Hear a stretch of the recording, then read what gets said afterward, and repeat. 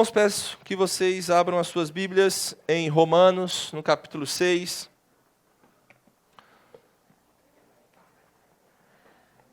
Romanos, capítulo 6. Leremos os versos 1 a 4.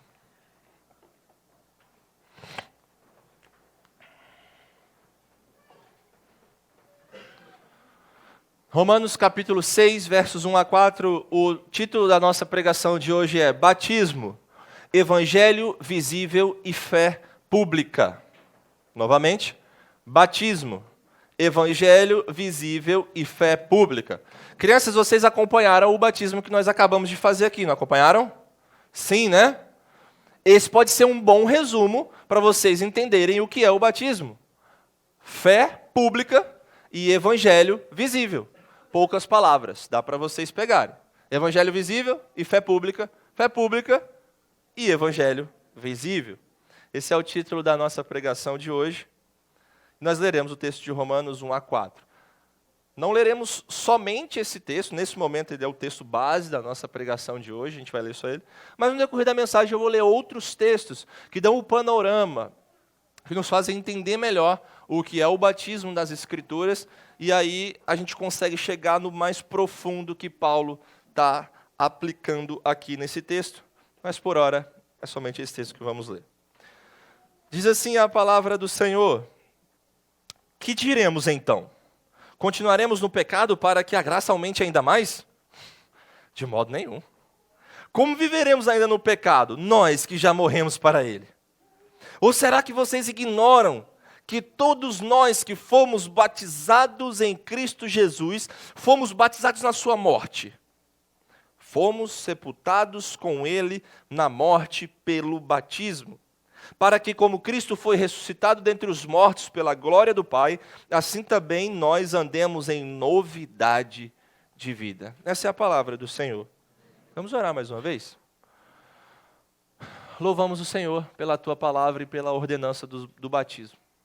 Nos faça entender, Deus, a profundidade da Escritura e aplicarmos na vida da nossa igreja, no nome de Jesus.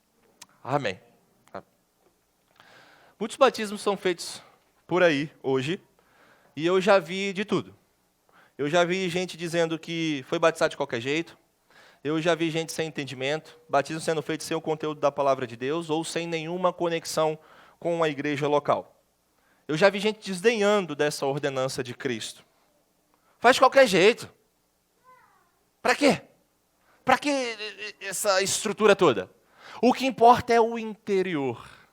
O que importa é o coração das pessoas.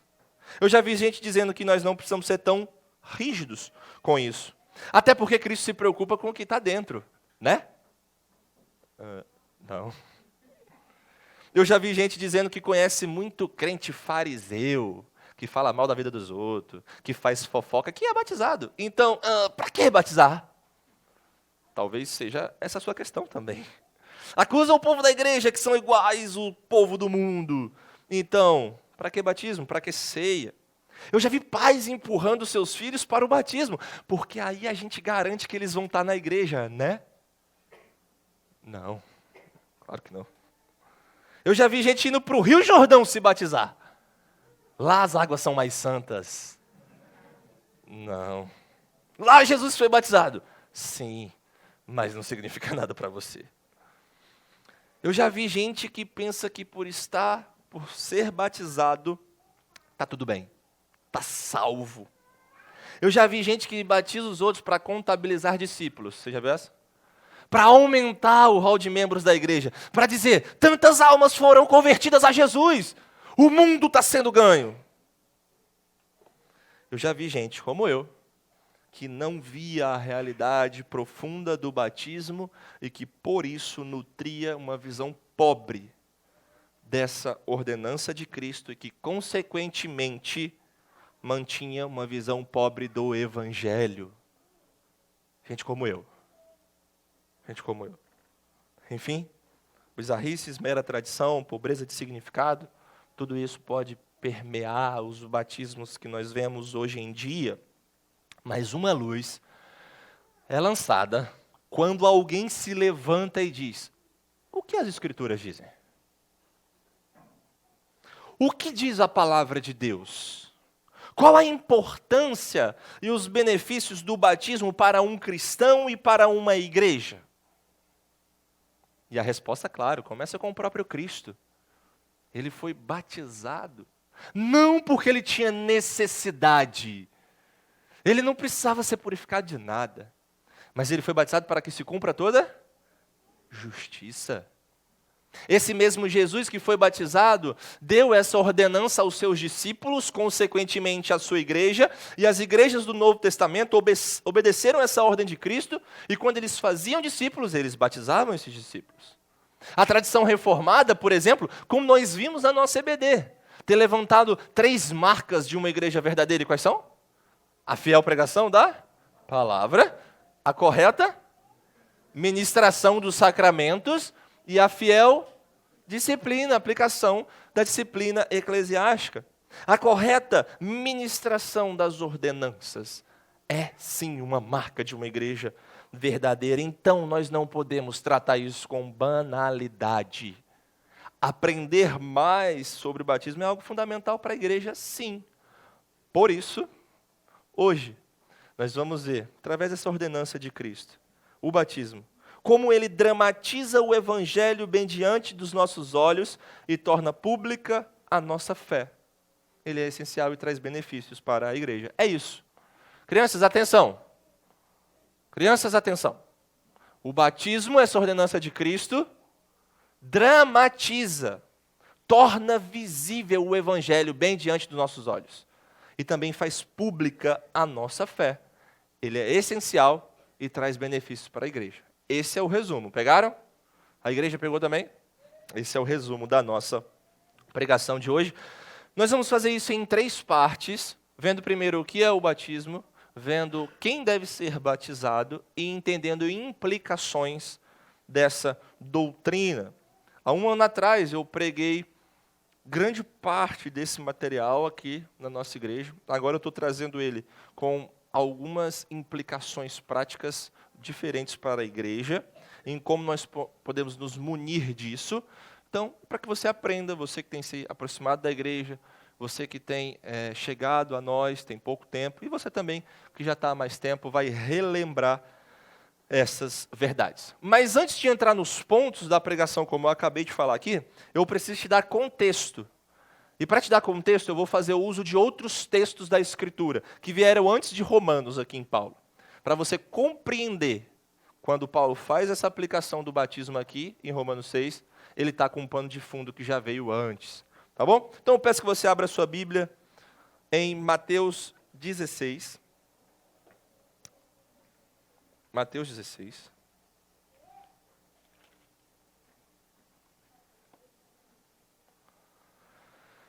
Mateus 16, verso 19. Depois eu vou ler Mateus 18, versos 18 a 20. Diz assim a palavra de Deus: Eu lhe darei as chaves do reino dos céus, e o que você ligar na terra terá sido ligado nos céus, e o que você desligar na terra terá sido desligado nos céus. Mateus 18, 18 a 20 diz assim: Em verdade lhes digo que tudo o que ligarem na terra terá sido ligado nos céus, e tudo o que desligarem na terra terá sido desligado nos céus. Em verdade, também lhes digo que se 2 de vocês sobre a terra concordarem a respeito de qualquer coisa que vierem a pedir, isso lhes será concedido por meu Pai, que está nos céus. Porque onde estiverem 2 ou 3 reunidos em meu nome, eu ali estou no meio deles. E eu quero que você seja chamado a atenção aqui a 2 expressões. Primeira, chaves do reino. E a segunda, ligar e desligar na terra e no céu. Esses 2 textos são importantes para que nós compreendamos o que é o batismo, porque aqui Jesus está dando as chaves do reino aos apóstolos, aos seus discípulos. Primariamente é isso. Consequentemente, essas chaves do reino serão passadas à igreja de Atos, à igreja do Novo Testamento, que está embasada no fundamento dos apóstolos. Nós temos isso aqui na EBD. Mas aqui, primariamente, ele dá essas chaves do reino aos apóstolos, na figura de Pedro, mas, consequentemente, às igrejas locais, que seriam formadas a partir deles.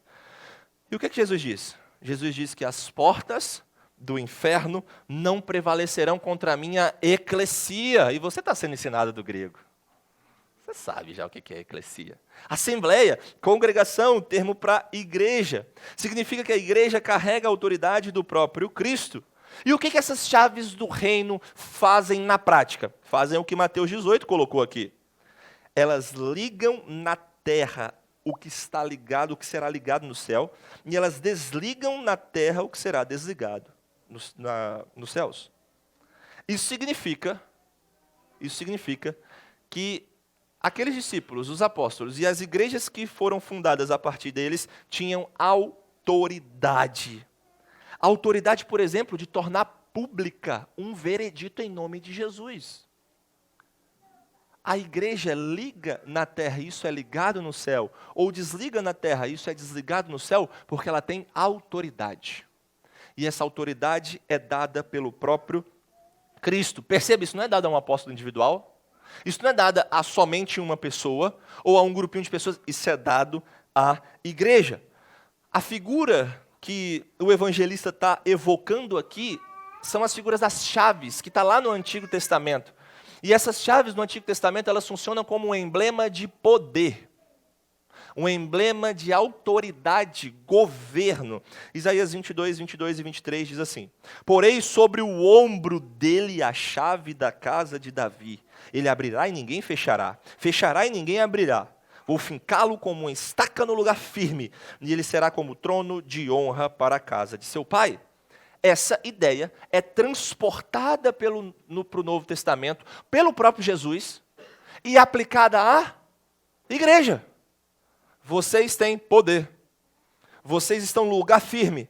Vocês vão abrir e ninguém vai fechar, fechar e ninguém vai abrir, porque vocês têm autoridade. Isso não é dado a cristãos individuais, isso é dado a igrejas reunidas. É por isso que Mateus 18, 20 diz: porque onde estiverem 2 ou 3 reunidos em meu nome, eu estou no meio deles. Isso aqui não está falando que Jesus disse para ficar só um pequeno grupo, que eu só posso ali me reunir na minha casa, e é esse pequeno grupo que é o propósito para tudo. Não, não tem nada a ver com isso. O que Jesus está dizendo aqui é que a autoridade celestial dele está sobre o povo reunido. E uma igreja é uma reunião regular de pelo menos 2 ou 3 pessoas que se reúnem para adorar em nome de Cristo. É isso que o texto está dizendo. E Cristo está presente em tais encontros para autorizar o que eles fazem no nome dele. Chaves do reino. Ligar na terra e no céu, desligar na terra e no céu, significam isso. Vem uma ideia desde lá do Antigo Testamento, que é desenvolvida por Cristo e aplicada no Novo, primariamente aos seus apóstolos, secundariamente à sua igreja, porque a igreja está no fundamento dos apóstolos. Essa é a ideia. Aí vem Mateus 28, 18 a 20. Olha só o que diz aí. Está no mesmo livro, você já está aberto mesmo, ou conectado no seu celular. Mateus 28, versos 18 a 20, diz assim: Jesus aproximando-se dos seus discípulos, falou-lhes dizendo: toda a autoridade me foi dada no céu e na terra, portanto, vão e faça discípulos de todas as nações, batizando-os em nome do Pai, do Filho e do Espírito Santo, ensinando-os a guardar todas as coisas que tenho ordenado a vocês, e eis que estou com vocês todos os dias até o fim dos tempos. Isso aqui ficou conhecido como a grande comissão, e aqui eu quero que você olhe para a ordem batizando. Jesus está enfatizando mais uma vez que toda a autoridade foi dada a ele, no céu e na terra. E o que ele faz com essa autoridade que foi dada a ele? Ele transmite. Ele dá aos seus discípulos. Ele os autoriza a batizarem em nome do Pai, em nome dele mesmo e em nome do Espírito. E depois ele diz: ensinem tudo como eu ensinei a vocês. E isso é cumprido no ministério da igreja local, no ministério de ensino. Jesus também reafirma a sua presença autoritativa com a sua igreja. Eu estou com vocês até o final dos tempos. Mateus 28, aqui na grande comissão, está refletindo o pano de fundo de Mateus 16 e Mateus 18. É um ensino que já foi dado e ele está retomando. Quem tem autoridade, então, para batizar, segundo o ensino do Novo Testamento? Aqueles que pregam, aqueles que fazem discípulos, aqueles que batizam no nome da Trindade, aqueles que carregam a autoridade do próprio Cristo, os seus discípulos, a sua igreja. A lógica do texto é esse é o padrão normativo do Novo Testamento. As igrejas têm autoridade para batizar, as igrejas têm autoridade para registrar na terra pelo reino dos céus. É isso. E então nós chegamos em Romanos, no nosso texto de hoje. Acabamos de ler aqui no início. E em Romanos, Paulo ele está respondendo uma objeção que eu acredito que todo o crente já deve ter ouvido se ele está pregando o evangelho da graça. Alguém vira para você e fala assim, mas se a graça é desse jeito que você está falando, então eu vou pecar até o final, e aí lá no final eu me converto, porque Deus é um Deus de graça. Aí um dia eu virei para uma pessoa e falei assim, rapaz, eu não tinha pensado nisso. Você está levantando uma questão teológica que ninguém na história da humanidade levantou. Aí eu falei, eu estou brincando, eu estou zoando. Abre a sua Bíblia aí em Romanos 6. Aí eu li para ele. Vamos continuar no pecado para que a graça aumente mais? De modo nenhum. Aí ele ficou assim, Paulo está respondendo a sua objeção, há não sei quantos mil anos atrás. E Paulo está querendo dizer que ele pregar a justificação baseada somente na graça gratuita de Deus, não encoraja ninguém a pecar. Pelo contrário. Pelo contrário. E o que ele faz então é trazer a imagem do batismo para mostrar àqueles crentes que eles foram identificados e unidos a Cristo. Cristo foi morto, sepultado e ressuscitado. Na representação do batismo, os crentes passam pelas mesmas coisas de modo simbólico. Então Paulo está tentando falar assim, acorda! Que conversa é essa? De pecar para que a graça seja mais abundante? Você não foi batizado? Então, em Cristo, você morreu, foi sepultado e ressuscitou com Ele para uma nova vida. Para de falar essas coisas. Isso não tem sentido. É isso que Paulo está dizendo aqui para eles. Portanto, o velho homem foi sepultado. Eles foram imersos em Jesus e devem viver em novidade de vida para a glória de Deus. E a fé em Jesus nos une também aos benefícios de Cristo. Aos benefícios da sua morte, da sua ressurreição. E o batismo simboliza isso. O batismo é sempre uma representação visível, dramática, de uma realidade espiritual. É uma representação visível de uma realidade invisível. Você consegue ver a fé no coração de alguém? Não, você não consegue. Mas você consegue ver o batismo e a fé que a pessoa professa com a sua boca? Sim, isso é o batismo. E Paulo faz uso dessa imagem para mostrar que justificação somente pela graça não encoraja ninguém a pecar, pelo contrário. Estimula o verdadeiro crente a andar em novidade de vida, porque ele foi batizado.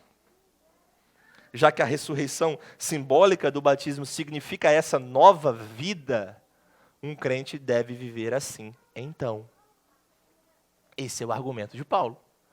Essa é a ideia que ele tem sobre batismo e a aplicação que ele faz na vida daquela igreja. E aos seus objetores que diziam, mas a gente vai pecar então, porque a graça é mais abundante. Não! Batismo é o evangelho se tornando visível para nós. É a fé se tornando pública. Nós já morremos e ressuscitamos com Cristo. Nós caminhamos em novidade de vida. Esse é o argumento de Paulo. E é com base nessas verdades que nós vamos ver isso. Batismo dramatizando o evangelho bem diante dos nossos olhos, tornando pública a nossa fé. Isso é tão importante para a vida da igreja. Traz benefícios grandiosos. Nós vamos fazer isso em 3 partes, como eu falei. O que é o batismo, quem deve ser batizado e implicações. Por que isso é importante para a igreja? Em todos esses pontos eu vou estar tentando ser o mais prático possível para que os irmãos entendam por que nós fazemos as coisas como fazemos. Tá bom? O que é o batismo é o nosso primeiro ponto dessa pregação. E eu estou utilizando aqui de uma definição do Bob James, um teólogo, um pastor lá dos Estados Unidos, que ele diz assim, falando do batismo. O batismo é um ato de uma igreja afirmar e representar a união de um crente com Cristo, imergindo-o em água. E o ato de um crente se comprometer publicamente com Cristo e com o seu povo, unindo assim um crente à igreja e distinguindo ele do mundo. O batismo é um ato da igreja, a igreja está testemunhando que aquela pessoa, de fato, confessou publicamente a sua fé, então está representando essa união, E o batismo também é um ato do crente, porque o crente está confessando, ele está falando assim, ó, eu estou unido a Cristo, algo aconteceu no meu coração e ele está se distinguindo do mundo. Mas vamos ver um pouco mais detalhadamente essas duas partes da definição. O batismo ser algo que a igreja faz e o batismo ser algo que o crente faz. Com relação à primeira parte, o batismo é um ato da igreja, porque há sempre duas partes envolvidas. Não tem como você se batizar. Você não pensa isso, eu vou me batizar. É sempre alguém que te batiza. No caso aqui, é a igreja que batiza um crente. E nós entendemos que é assim que deve ser feito, porque a igreja tem essa autoridade dada para o próprio Deus. Mas o que uma igreja declara quando ela batiza alguém? O que eu estou declarando aqui como igreja? O que vocês, membros da igreja, estão declarando quando, em assembleia, aprovam o batismo do Efraim, ou o batismo de qualquer outro irmão? A igreja está dizendo que a profissão de fé desse irmão é verdadeira. Tanto pelo o quanto se pode saber disso. É óbvio que a gente não vê a fé no coração de ninguém, mas nós vemos o fruto da fé. A prática, a vida dessa pessoa. Então, quando uma igreja aprova um batismo, a igreja está dizendo assim, ó, a fé que ele diz professar é verdadeira, tanto quanto nós podemos saber. A igreja está afirmando que aquele crente está unido a Cristo em sua morte e ressurreição. É um selo público de uma realidade invisível, como está aqui em Romanos 6. Vocês foram sepultados. É óbvio que eles não entenderam que eles foram sepultados na terra com Cristo. É óbvio. Mas eles estão entendendo o simbolismo que Paulo está dizendo. Vocês estão unidos a Cristo de tal forma que na morte, sepultamento e ressurreição dele, vocês estão ali. Simbolicamente, pelo batismo. Então é isso que uma igreja está dizendo. E como que a igreja faz isso? Imergindo um crente em água. Esse é o modo normativo que o Novo Testamento nos traz. A imersão, é por isso que nós mergulhamos uma pessoa. Tá? É a melhor aplicação do texto bíblico. A palavra batismo, ou batizar, vem da origem baptizo, que significa submersão completa. É isso que significa a palavra do grego. Então, nós batistas entendemos que a melhor aplicação do texto é assim, batizar alguém imergindo ele totalmente na água. João Batista demonstra isso pelos seus batismos, Jesus demonstra isso, Filipe, em Atos, demonstra isso, em outras situações. A imersão, ela dramatiza melhor. Você está morrendo, sendo sepultado e ressuscitando como crente em Cristo. E ao imergir alguém em água, a igreja declara isso. Significa dizer, então, que a coisa mais importante para um batista reformado, como nós, é a quantidade de água? Não necessariamente. Não quer dizer que o batismo que os presbiterianos fazem, por aspersão, pega um punhado de água e joga na cabeça da pessoa, não é um batismo verdadeiro. Sim, ali existe um simbolismo, sim. A questão maior para nós é, um crente professou sua fé? Depois disso ele foi batizado? Então, ok. A quantidade de água vem como secundário. Nós entendemos que ela funciona melhor, é uma aplicação melhor do texto.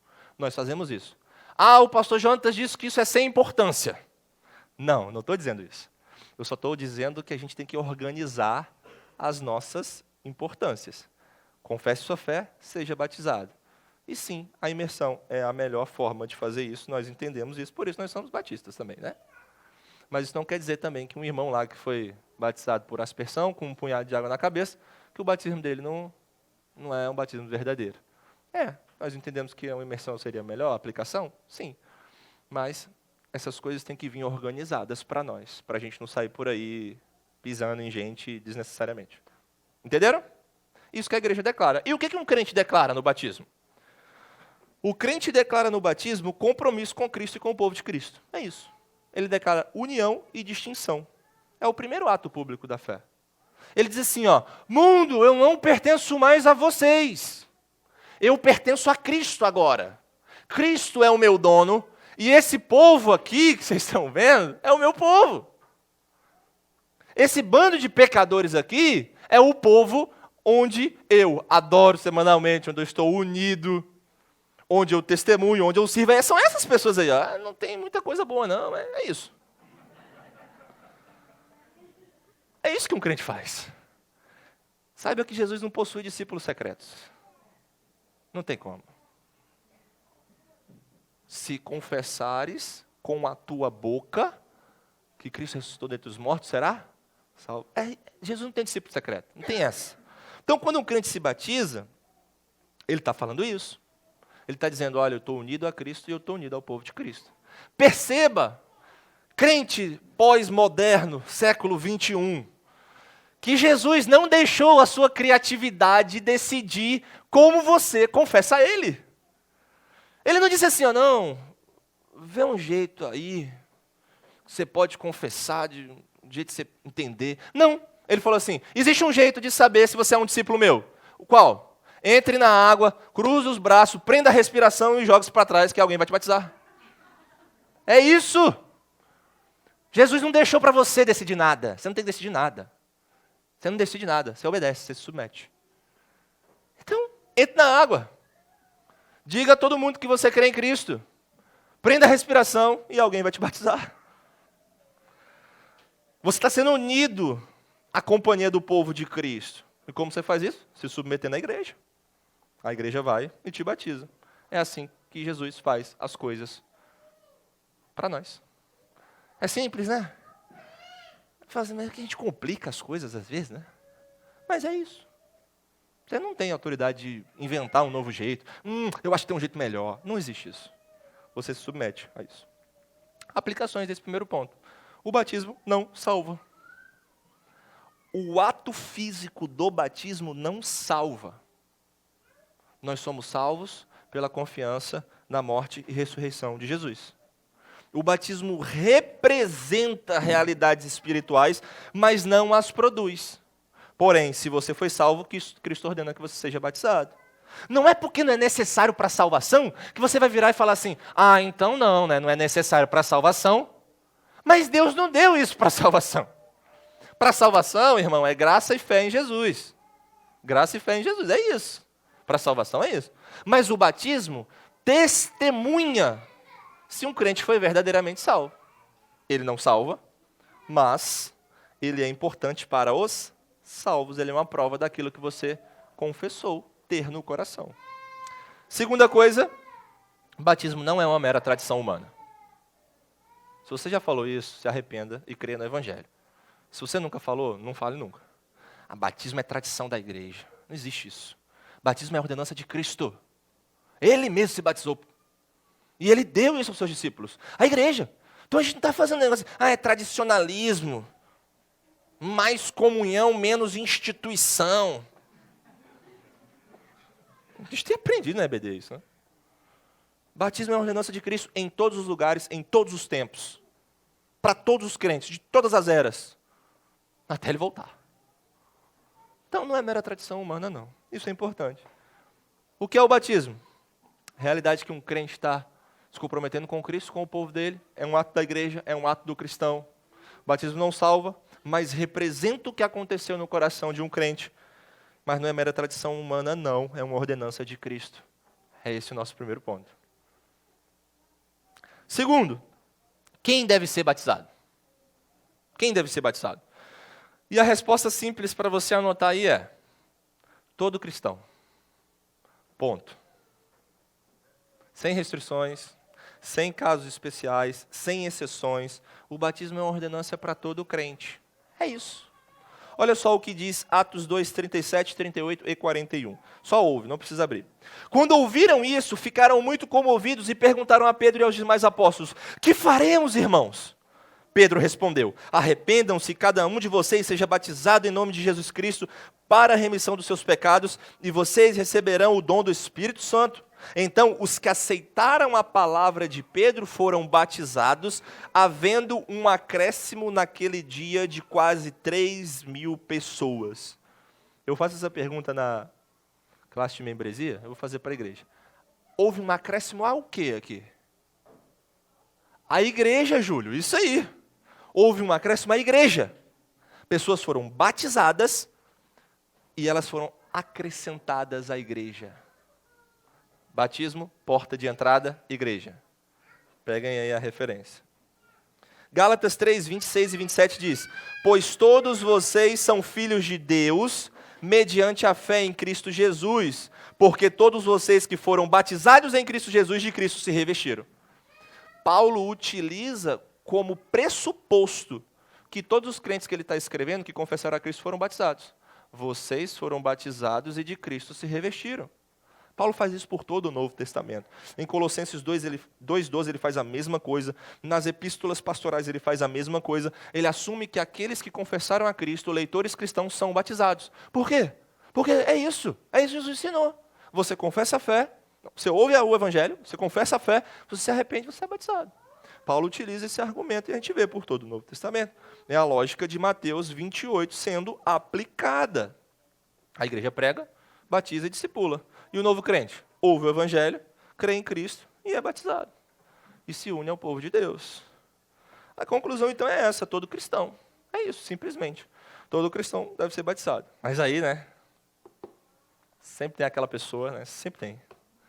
Que vira e fala: ué, Jonatas, mas os bebês não confessaram a Cristo? Por que tem igreja que batiza eles, então? Pode isso? E aqui eu vou trazer uma aplicação para os irmãos sobre o batismo infantil. A gente vai estudar isso mais na nossa CBD e eu encorajo, incentivo você a participar da nossa CBD. Nós vamos ter duas aulas sobre isso e a gente vai entrar mais no argumento do batismo, mas eu quero pincelar algumas coisas aqui para vocês. Pedobatismo é uma posição de crentes que creem que fazem o batismo infantil. Pega a água, joga na cabeça da criança e faz um batismo. Credobatismo é a posição de que nós confessamos, de que só crentes professos. Ele fala com a boca a fé, ele confessa a Cristo e então ele é batizado. E na história da igreja, pelo menos uma parte da igreja fez batismos infantis. Primeiro, os católicos romanos têm batismo infantil. Eles batizam a criança porque eles acham que a água do batismo ela tem poderes mágicos. Não é esse é o jeito que eles dizem, né? Mas é como se a água do batismo transmitisse uma graça especial na vida de quem está sendo batizado. Então, resumindo, o batismo salva. Por isso que a gente batiza os bebês. No entanto, tem cristãos na tradição protestante, como os luteranos, por exemplo, que batizaram crianças porque eles entendiam que a criança tinha fé. Então, eles iam lá e batizavam a criança. Só que um ponto que nos traz assim a incoerência é que muitas dessas pessoas que são batizadas quando crianças, que argumentam que elas têm fé, quando elas crescem, elas não demonstram a fé que elas diziam ter, né? Antes. Né? Os pais falaram, não, tem fé, vou batizar. Quando a pessoa cresce, a pessoa pode simplesmente falar, não, minha vida, estou nem aí para Cristo. Então a gente entende que essas posições são incompatíveis com a Escritura, são incompatíveis com o Evangelho. Mas entre os evangélicos, dentro da tradição reformada, os que têm um argumento mais forte para o batismo infantil são os nossos irmãos presbiterianos. Eles são pedobatistas. E o argumento deles gira em torno de uma compreensão das alianças de Deus. É isso. Eles olham para o Antigo Testamento, eles olham para o Novo Testamento e eles veem mais continuidade entre as duas coisas. O que eles argumentam, então? Eles dizem assim, da mesma forma que Deus fez uma aliança com Israel no Antigo Testamento e deu um sinal da aliança, circuncisão, no qual todos os israelitas deviam fazer, os pais, os filhos, de igual modo, Jesus também nos dá um sinal da aliança. Na verdade, dois, né? Ceia e batismo, mas aqui estão falando do batismo. Dá o batismo para nós. Então, o batismo é o sinal da aliança no Novo Testamento. Logo, é para todo mundo. É para os pais e é para os filhos. Esse é o argumento, de forma bem básica, bem resumida, mas com honestidade. Esse é o argumento que eles utilizam. Eles usam mais de continuidade no entendimento de antiga e nova aliança, e eles acreditam que é essa continuidade da circuncisão com o batismo, e, portanto, eles fazem isso. Portanto, deve ser praticado por todos, adultos e crianças. Compreenderam? Isso são os nossos irmãos presbiterianos, com o argumento pedobatista mais forte dentro da tradição evangélica protestante da igreja. Nós não cremos assim. Batistas reformados entendem de uma forma diferente. Somos reformados, entendemos que a aliança, o pacto, é a estrutura arquitetônica da Bíblia, com os nossos irmãos, mas nós compreendemos mais descontinuidade entre Antigo e Novo Testamento do que eles. Então, 5 coisas para que vocês apliquem isso que eu acabei de falar. Nós entendemos que o batismo é um sinal de união do crente com Cristo na sua morte, sepultamento e ressurreição. E os infantes não fizeram isso. Eles não têm como falar de uma fé que une a Cristo, porque eles são bebês. Então, a gente entende que o batismo é esse sinal de união. E a gente não batiza uma criancinha, porque ela não professou a união em Cristo, que aconteceu no seu coração pela fé na palavra de Deus. Então, a gente entende que os nossos irmãos pedobatistas aplicam o sinal da união com Cristo àqueles que não estão unidos a Cristo. Eles separam o sinal da realidade. Ah, um dia elas vão crer. Separou o sinal da realidade. A gente faz isso aqui porque a gente entende que uma realidade já aconteceu no coração da pessoa. Entenderam por que a gente não faz isso? Beleza. Segunda coisa. Entendemos que a prática, talvez não confundam na mente, mas a prática gera uma confusão. A prática do pedobatismo confunde o ser nascido de pais cristãos com o novo nascimento mediante o Espírito. Antigamente, se você nascia em uma família da aliança de Deus com Israel, acabou. Circuncisão. Ah, eu não quero, não tem querer. É isso. Era assim. Quer você queira, quer você não queira, você tinha que se circuncidar. E se não se circuncidar, morre. É isso, simples. Só que na nova aliança, não é assim. Para receber o sinal da nova aliança, você precisa nascer de novo, mediante o Espírito. Entendeu? Então é por isso que nós não batizamos um infante, uma criancinha. Então, mesmo que eles não confundam na teoria, a prática parece confundir esse nascer de pais cristãos e ser nascido do Espírito. Terceira coisa. Nós entendemos que o pedobatismo assume erroneamente que Deus está formando o seu povo na nova aliança do mesmo modo que ele formou na antiga aliança. Em Israel era o seguinte, gente. Você nasceu lá, você está identificado com aquele povo. Não adianta, você tem um Deus, você tem uma lei, você tem um pacto, você tem as promessas, você tem profetas. Ah, mas eu não gosto muito. Não tem essa. Então, a descendência familiar, a questão étnica é que distinguia aquelas pessoas das outras nações. E eles tinham a circuncisão para simbolizar isso. Os outros povos não eram circuncidados. Só eles eram distintos. No entanto, nós sabemos pelo próprio Antigo Testamento que Deus prometeu que um dia ia trocar o quê? O coração de pedra pelo coração de carne, porque o que você precisa é de um transplante cardíaco, é isso. Você não precisa de um ato na carne. Você precisa de um transplante cardíaco. E desde Jeremias, desde Ezequiel, eles falaram assim, um dia Deus vai escrever a lei no coração de vocês, e vocês serão circuncidados no coração. Esse era o objetivo. Sempre foi o objetivo de Deus. Não é que tipo, não, então a circuncisão salvava. Então. Não, o objetivo de Deus é que por esse sinal, por esses símbolos, eles fossem unidos, fossem direcionados para o Senhor. Mas o que eles precisam mesmo é de um transplante cardíaco. E o que Jesus faz no Novo Testamento? Faz o transplante cardíaco. Através do Espírito, ele opera um novo nascimento. E como a gente reconhece um discípulo? Pela profissão de fé. Entendeu? Então é por isso que a gente não entende da mesma forma que os nossos irmãos presbiterianos. A gente compreende mais descontinuidade. Olha, Deus formou um povo aqui no Antigo Testamento de um jeito. Esse Deus não mudou, não é que ele mudou, mas agora a igreja é de toda tribo, língua e nação. Não é ser circuncidado na carne, é ser circuncidado no coração. 4, nós entendemos que o batismo coloca pessoas na igreja antes delas estarem em Cristo. Isso faz com que a membresia da igreja haja quem não professou a fé em Cristo. Eu batizo uma criança, eu digo assim, ela pertence a Cristo, logo ela tinha que fazer parte da membresia. E aí, como é que vai ser? Nossos irmãos fazem uma distinção lá, mas que gera uma confusão. Né? Nós entendemos que batizou, membresia da igreja. O Efraim é membro da igreja. Agora, foi vocês que quiseram, não fica olhando para mim. Então, seria muito mais traumático excomungar um rapaz de 17, 18 anos, que foi batizado quando era um bebê, e agora está pecando sem se arrepender, porque do que simplesmente esperar para que esse rapaz demonstre fé em Cristo e seja batizado por sua própria vontade. Então, nós fazemos dessa forma. A última, nós entendemos que o pedobatismo desfaz diferenças cruciais entre batismo e circuncisão. Exatamente esse modo de Deus estar formando o povo, de um jeito no Antigo Testamento, no Novo Testamento e tal. E uma distinção fundamental. A circuncisão, irmãos, ela era um sinal na carne que exigia uma consagração do coração. Então, o israelita, ele era circuncidado, era tirada a carne do prepúcio. E o que esse símbolo dizia a eles? Vocês precisam se voltar a Deus. Mas o que o batismo faz hoje? Um irmão professa a sua fé em Cristo, ele é batizado e o batismo diz assim, esse irmão já foi unido a Deus. Entendeu? Ele testemunha uma realidade que já aconteceu. Ele já testemunha, essa pessoa nasceu de novo. Enquanto a circuncisão na antiga aliança diria, vocês são povo de Deus, vocês precisam nascer de novo. O batismo diz o quê?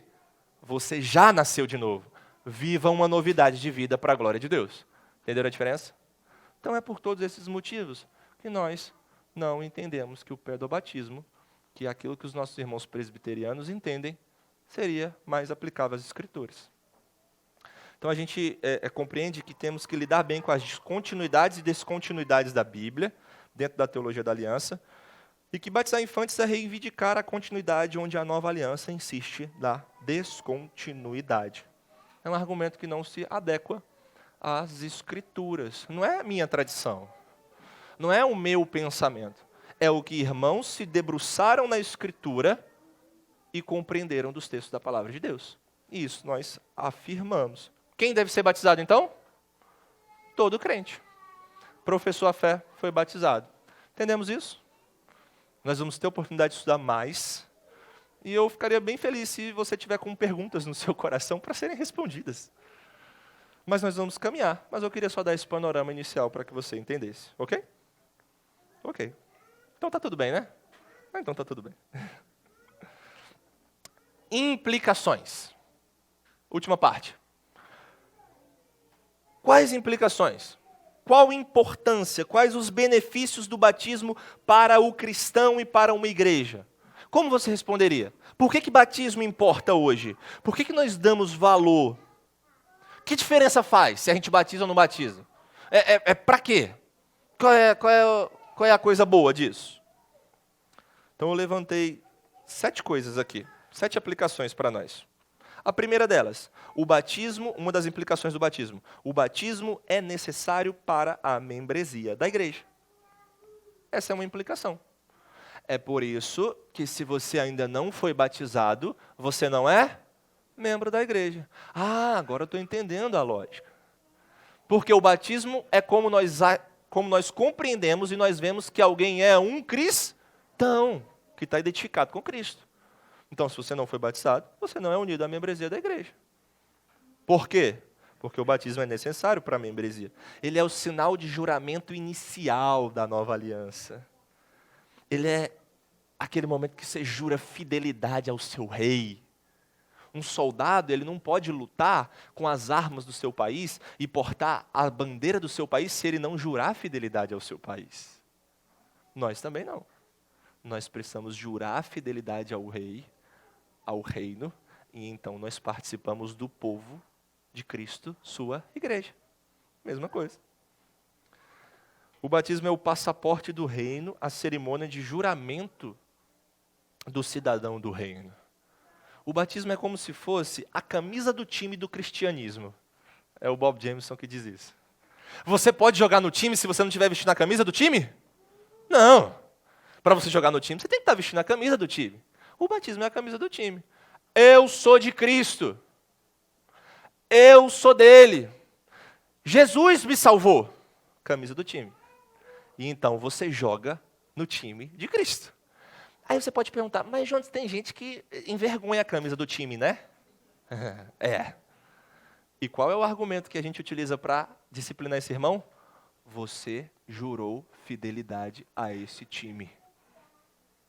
Você está sendo irresponsável com aqueles que você jurou fidelidade. Logo, se você não se converter, você vai ser tirado do time. Entende a lógica? É isso, por isso que o batismo é necessário para a membresia da igreja. Se a membresia da igreja fosse uma casa, o batismo seria a porta da frente.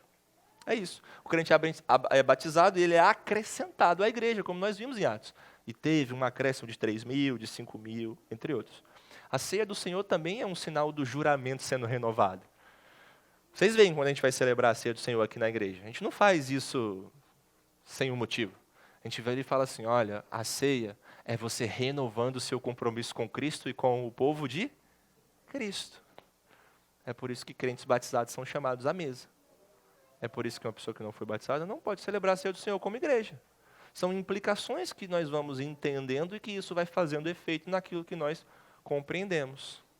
O batismo é necessário para a membresia da igreja. Essa é a primeira aplicação. Implicação. Mas aí você pode levantar uma questão, que seria uma objeção. Jonatas, mas esse entendimento não exclui cristãos verdadeiros da membresia? Muitos cristãos, eles pensam que uma igreja nunca deveria excluir alguém da membresia que eles confiam ser cristãos de fato. Isso é quase que totalmente certo.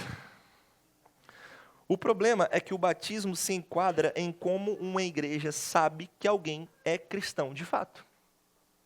E isso é um fator necessário, sim. Jesus não deu autoridade à igreja para a igreja afirmar a fé de alguém se essa pessoa não professa publicamente essa fé. Se Jesus não deu isso à igreja, eu não posso ficar afirmando isso. Entendeu? John Dagg, um teólogo batista do século XIX, disse assim, irmãos, como a profissão de fé é necessária para a membresia da igreja, assim o batismo também é a designada cerimônia de profissão de fé. A profissão de fé é a substância e o batismo é a forma.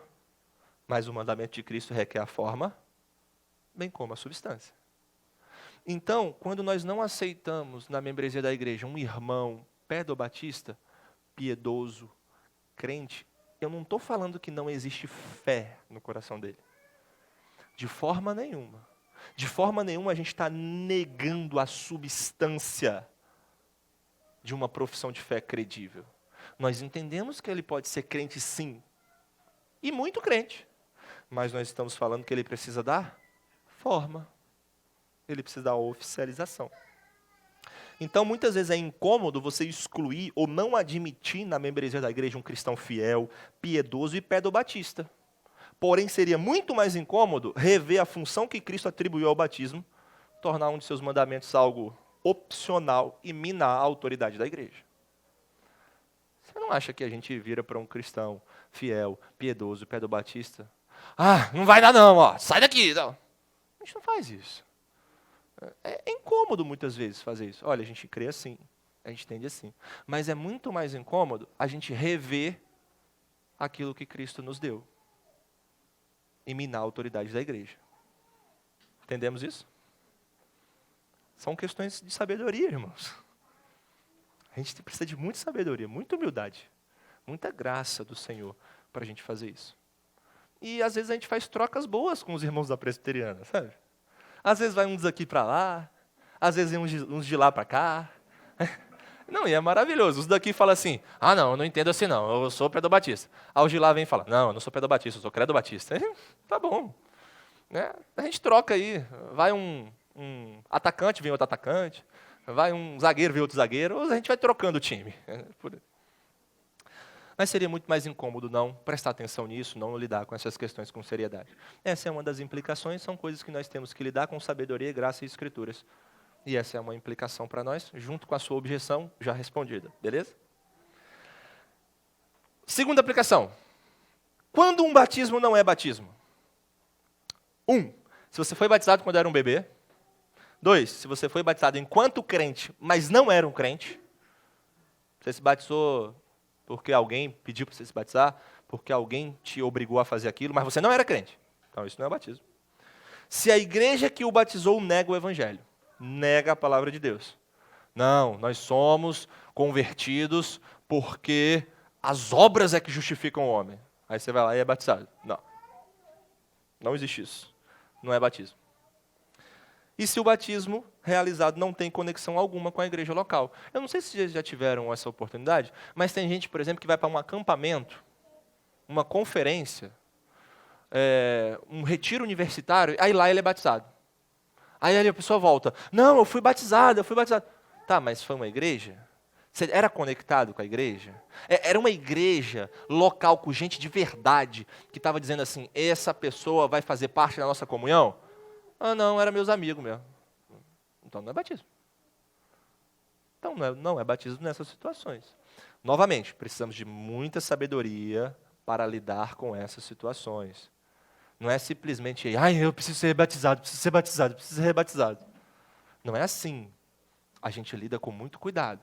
Mas nessas situações, não se configura um batismo. Tá? 3. Aplicação. Mas o batismo, como essa ordenança de Cristo, ele traz benefícios. E o primeiro, confessar a fé, fortalece a fé. A fé é igual ao exercício físico. Quanto mais você faz, quanto mais você pratica, mais você se fortalece.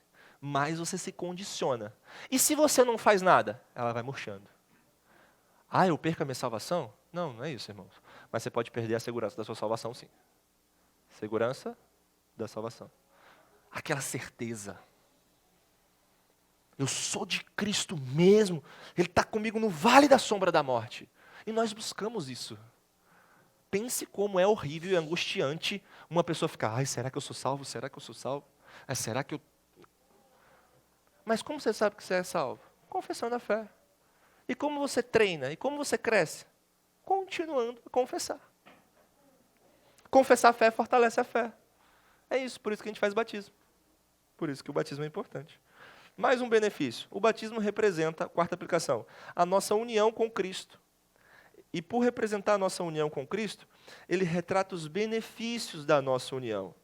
Na morte de Cristo, nossos pecados são perdoados, purificados e temos uma novidade de vida. O batismo te lembra isso. Irmão pecador, miserável, corrupto. Seus pecados foram perdoados, se você está em Cristo. Seus pecados foram purificados e você tem uma nova vida pelo Espírito. Irmã pecadora, miserável. Se você está em Cristo, você foi perdoada. Você foi purificada. E você um dia será perfeita. Porque é Ele que faz isso. Você sabia que você está unido a Cristo?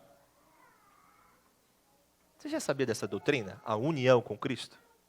Uma união mística, profunda, espiritual com o nosso Senhor?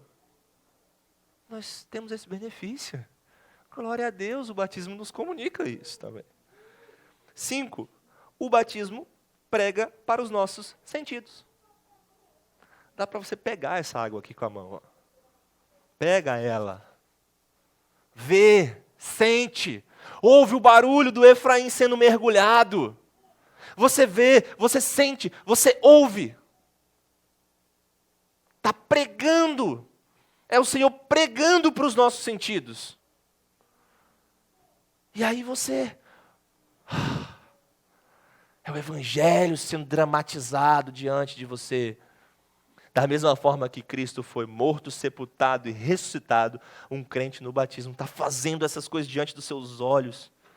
Isso é maravilhoso para nós. Isso também fortalece a nossa fé. Deus não nos deixou sem algo visível. Ele nos deu batismo e ceia. E o conteúdo dele está onde? Na palavra. Na palavra. 6ª aplicação. O batismo apresenta uma possível oportunidade para evangelização. Se as pessoas não sabem o que é o batismo, use o evangelho para explicar. Se as pessoas não conhecem o evangelho, use o batismo para ilustrar. É um bom momento de você trazer visitantes à igreja. O que é aquele negócio que estão mergulhando? Esse povo é meio estranho, né? Aí você explica. A gente está fazendo isso porque da mesma forma que Cristo foi morto, sepultado e ressuscitado por nós, aquele crente confessou esse Cristo e ele está sendo morto, sepultado e ressuscitado para Cristo. É uma oportunidade de evangelização. A igreja evangeliza. Às vezes uma pessoa não vai vir à igreja se você chamar, vamos lá ouvir o pastor Jonatas pregando. Para que eu vou? Mas ela viria, você fala assim, olha, vai ser meu batismo, eu queria que você estivesse lá. Tá bom, eu vou. Aí a pessoa ouve o evangelho. Aí vai que a pessoa se converte. Glória a Deus. É uma oportunidade de evangelização. Última, sétima. O batismo te ajuda a lembrar da graça de Deus na sua vida e a confiar nela. E aqui eu preciso contar uma história para os irmãos. História minha mesmo. Mas estou contando porque a gente aprende com ela. Em dezembro agora, eu e a Mariana, a gente foi lá para a Bahia, passar o Natal com a nossa família e visitar a nossa família. E aí, quando eu cheguei lá, eu não sabia, eu não estava muito ligado, mas 2 primos meus iam se batizar. Luna, de 13, e Mateus, de 14. Eu amo esses meus primos, e a gente é bem unido, a gente é bem ligado. E aí, ao saber disso, eu pude conversar com eles. Eu cheguei para Mateus e falei, por que você está sendo batizado? Aí ele, o pastor já falou isso, peraí, deixa eu lembrar. Aí eu virava e falo, e aí, se converteu? Vai trabalhar na igreja, está unido a Cristo, é o povo dele. Tive a oportunidade de conversar com eles, principalmente com o Mateus, E a gente teve um dia que a gente falou sobre isso, eu expliquei algumas coisas do Evangelho, falei algumas coisas com ele, a gente tem essa abertura com eles, a gente tem intimidade. E aí, a gente foi lá no batismo, eu e Mariana, nossa família lá na igreja. A igreja que eu fui batizado também. Mas que eu já tinha deixado de ser membro e fui para outra. Mas aquela igreja foi a igreja que eu fui batizado. E eu fui lá. E eu estava lá. E aí, os meus primos estavam subindo, para serem batizados. E aí eu virei para a Mariana, eu já era pastor, tá? Assim, pastor vacila. Para você entender isso. Precisa ser exortado. E aí eu virei para a Mariana, ali, olhando naquele mesmo lugar que eu fui batizado, e eu perguntei assim para ela, amor, será que é verdade mesmo? Será que esses meninos se converteram mesmo? Será que é verdade? E homens dessa igreja, jovens, casar com uma mulher sábia é a maior bênção da sua vida. Depois de ser crente, de confessar a Cristo, a maior decisão da sua vida é com quem você vai passar o resto dos seus dias. É quem você vai casar. E aí você acha que a minha esposa fez o quê? Nossa, que preocupação válida. Não. Case com uma mulher sábia. Ela virou para mim e disse assim, Jonatas, eles podiam pensar a mesma coisa de você. Aí, meu filho, foi uma pancada. Eu fui batizado naquele batistério com 14 anos. Será que as pessoas não pensaram isso também? Será que é verdade mesmo? E a minha fé vacilante, o meu coração incrédulo, e o meu coração que não olhava a graça do Senhor, estava considerando aquela possibilidade. E ela disse assim, será que eles não pensaram isso de você? E naquela hora eu pude relembrar a graça de Deus na minha vida, e aprender a confiar nessa graça. Eu não tenho como ver o coração dos meus primos. Eu amo eles, eu quero que eles sejam salvos, mas eu não tenho como ver. Mas eu posso confiar na graça de um Deus bom. E é essa graça que eu orei naquela hora. Eu falei, Deus, pela sua graça, que o Senhor firme eles na palavra. Que o Senhor gere frutos nessas vidas. Irmãos, da onde o Senhor te tirou? Lembra do seu passado aí? De onde Deus te tirou? Para onde Deus te trouxe? O que Deus está fazendo na sua vida? Quem você era e o que você é? Lembra isso quando a gente for batizar alguém aqui. E confie na graça de um Deus que mantém pecadores como nós. O batismo faz isso por nós. Relembre essas verdades. Você era de um jeito, agora você é de outro. Se você é um crente, é assim. Não quer dizer que você seja perfeito. Mas quer dizer que você está crescendo. Você está amadurecendo. Naquele batismo eu pude recordar essas verdades e confiar nesse Deus. O batismo é muito importante para a igreja, sim. Ele é evangelho visível, ele é fé pública. Ele nos lembra daquele que disse, convém que se cumpra toda justiça. Ele nos lembra da morte, da ressurreição de Cristo por nós. Ele nos lembra que nós somos chamados a viver em novidade de vida e confiar na graça do Senhor. Ele traz benefícios, ele é essencial para a vida da igreja. Faz bem o povo do Senhor aprender essas verdades. Vamos orar?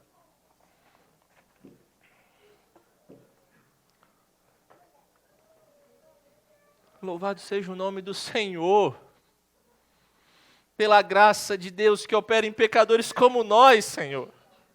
Perdoa-nos pela nossa fé vacilante, perdoa-nos pelo nosso coração incrédulo, perdoa-nos por nossa dificuldade de olhar e de considerar a graça do Senhor.